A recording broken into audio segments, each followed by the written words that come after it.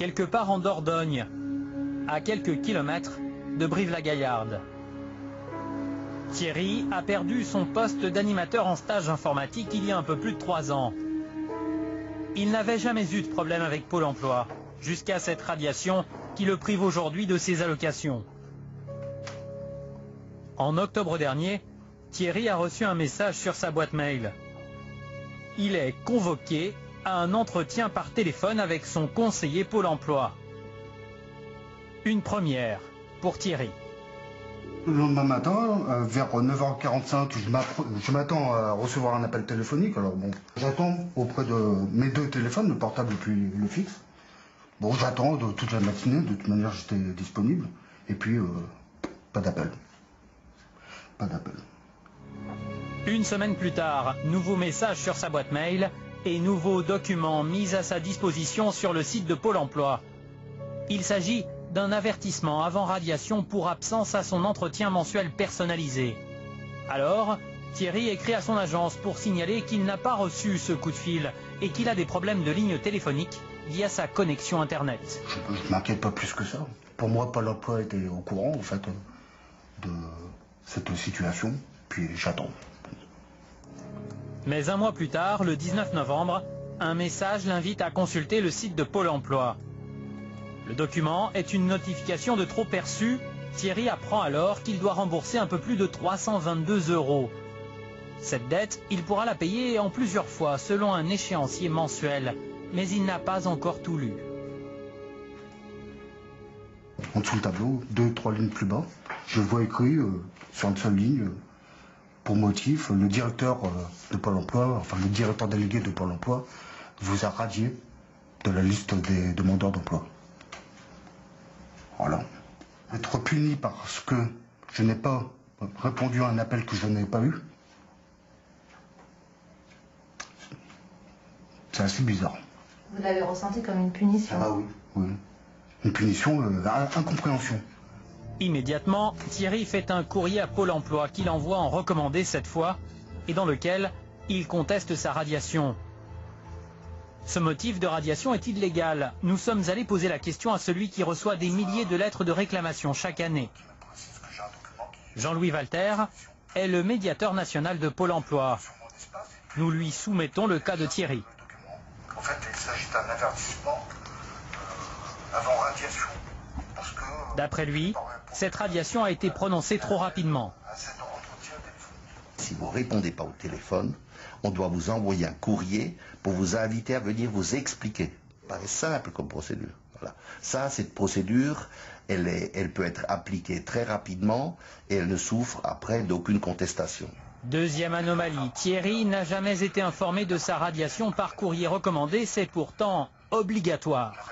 Les actes importants doivent être signifiés par la procédure la plus claire possible, et qui est la procédure en courrier avec accusé de réception, bien sûr. Pôle emploi n'a respecté aucune de ces 2 règles dans le cas de Thierry. Mais sa radiation a bien eu lieu.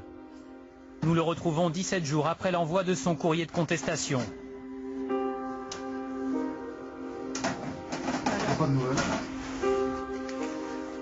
Ces 460 € d'allocation mensuelle constituent son seul revenu. Pour lui, le temps presse. Ça devient urgent.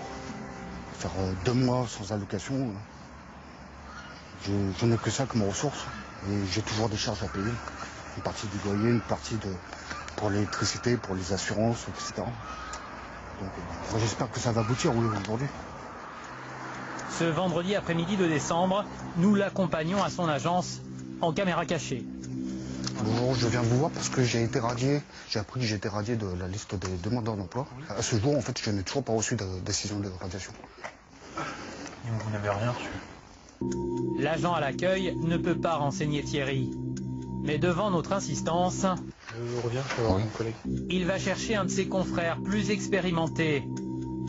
Cet homme, en pull rouge. Mais malgré sa bonne volonté, ce conseiller ne peut rien pour Thierry. Seule la directrice de l'agence pourrait débloquer la situation, mais elle est absente. Je ne suis pas décisionnaire, donc c'est pas moi qui vais pouvoir vous dire si oui on annule ou si on maintient. Donc une chose est sûre, c'est que je vais demander à ce que ce soit traité très rapidement la semaine prochaine. J'espère que ça aboutira à quelque chose de positif. Mais bon, je ne peux pas m'engager, c'est pas du tout moi qui suis décisionnaire. Donc, Bon, en tout cas, je vous tiens informé très rapidement, début de semaine prochaine. à partir de mardi. D'accord. Tout à fait. Entendu. Voilà. Merci. Au revoir, messieurs, dames. Quand il sort de l'agence, Thierry n'est qu'à moitié rassuré. C'est pas gagné encore. C'est pas gagné cette affaire. Ce n'est pas gagné.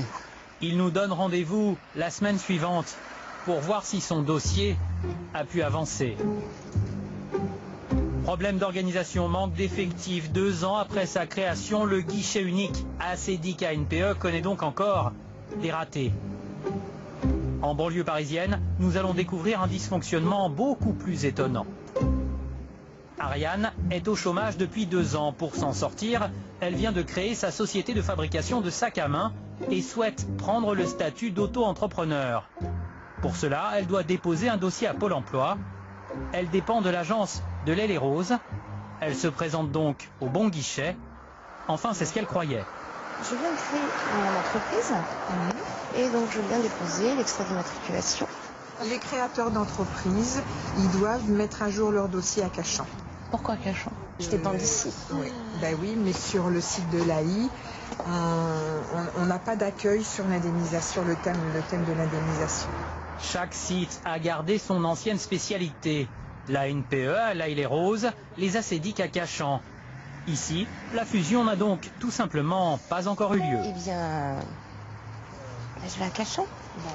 Écoutez, je vous remercie beaucoup. En attendant de pouvoir fusionner ses locaux, Pôle emploi distribue ses petits plans.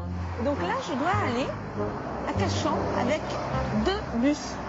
Donc j'ai une ligne 172 voilà, que je dois prendre quelque part par là. Un changement. De balloter d'une agence à l'autre, non. Manifestement, ça n'est pas normal, mais c'est ce qui se pratique.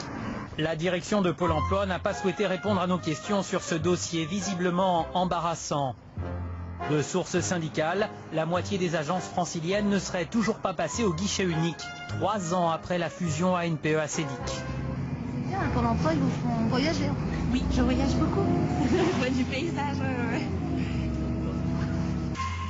Selon les mêmes sources, Pôle emploi a des problèmes budgétaires pour trouver des locaux plus vastes et payer les déménagements. Nous quitterons Ariane aux portes de son agence à Cachan, Vos ACDIC là. après 40 minutes de bus. Une semaine s'est écoulée depuis notre dernière rencontre avec Thierry. Un conseiller Pôle emploi lui avait alors assuré qu'il aurait des nouvelles concernant sa radiation. Mais depuis, Thierry n'a reçu ni message, ni courrier, ni coup de fil. Dernier espoir avec le passage du facteur en fin de matinée. Pas de nouvelles de Pôle emploi. Thierry est obligé de retourner à son agence. Il est 13h, les bureaux sont ouverts le mercredi jusqu'à 16h30 sans pause déjeuner. Cette fois encore, nous l'accompagnons dans ses démarches en caméra cachée. Mais arrivé devant la porte, surprise.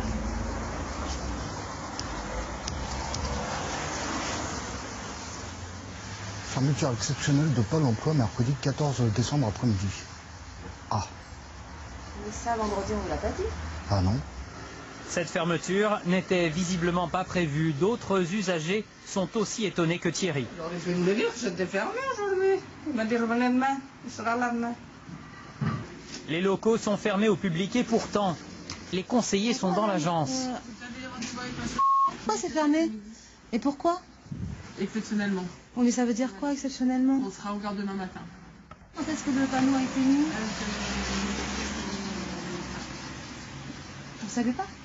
C'est vraiment urgent. Demain on est matin, venu on sera vendredi. ouvert à partir de 8h30. Mais la directrice n'est pas là? Non.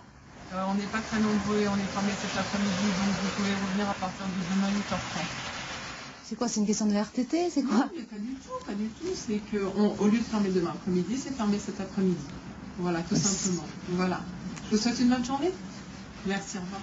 La porte se referme sans autre explication.